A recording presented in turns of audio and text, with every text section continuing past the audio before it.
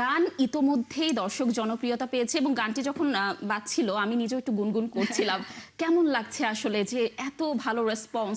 সবকিছু মিলিয়ে এটা শুনবো এবং সাথে আরেকটি প্রশ্ন, কিভাবে যুক্ত হওয়া হলো?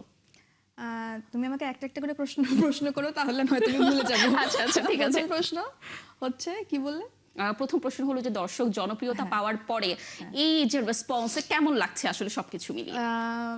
ভালো লাগছে, অবশ্যই অনেক অনেক ভালো লাগছে। কজ আমরা এই গানটা 5-6 মাস ধরে আমি পার্সোনালি এই গানটার সাথে যুক্ত।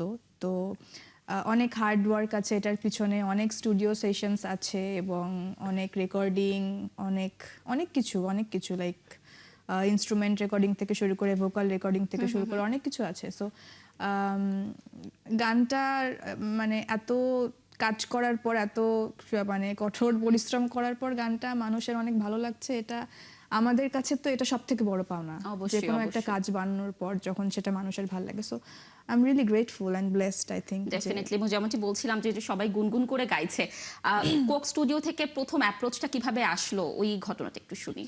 এইটা আসলে খুবই অদ্ভুত একটা জিনিস। এটা হচ্ছে যে এই গানটা কোক স্টুডিওতে হবে সেটা আমরা কেউই জানতাম না। আচ্ছা। কজ এটা ঈশান যখন গানটা লেখে এবং সুর করে, ফার্স্ট স্ট্যান্ডাটা যখন ও লিখেছিল তখন জাস্ট আমাকে ফোন করে এবং বলে যে সুনি দিদি, আমি একটা গান লিখেছি, এটা সুর করেছি একটুখানি, আমি চাই যে এই গানটা তুমি আমার সাথে গাও।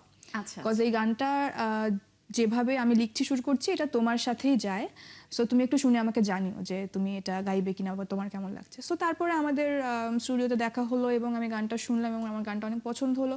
তারপর আমরা গানটা নিয়ে রেকর্ডিং করা শুরু করলাম। অলমোস্ট জাস্ট গানটা আমাদের শেষ হবে আরেকটা স্ট্যান্ডা বাকি। হট করে আমি একদিন স্টুডিওতে গিয়ে হট করে শুনি যে এই গানটা কোক স্টুডিওতে গেছে। আই হ্যাড নো আইডিয়া যে এই গানটা কিভাবে কোক স্টুডিওতে গেল। এটা হচ্ছে যে যখন আমরা স্টুডিওতে গান বানাচ্ছিলাম তখন কোকের একটা মিটিং চলছিল অন্য একটা রুমে।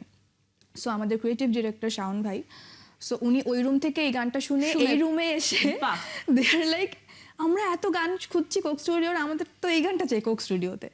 সো তারপরে তারা কি কথা বলেছে না বলেছে আমি জানি না, বাট 2 দিন পর আমি জানতে পারি তারপরে আসলে আমরা এত দারুণ একটি গান পেয়ে গেলাম। আসলে মানে এটা মানে ইয়ে ছিল না যে কোক স্টুডিওর জন্য বানানো হচ্ছে, যদি বলা চলে।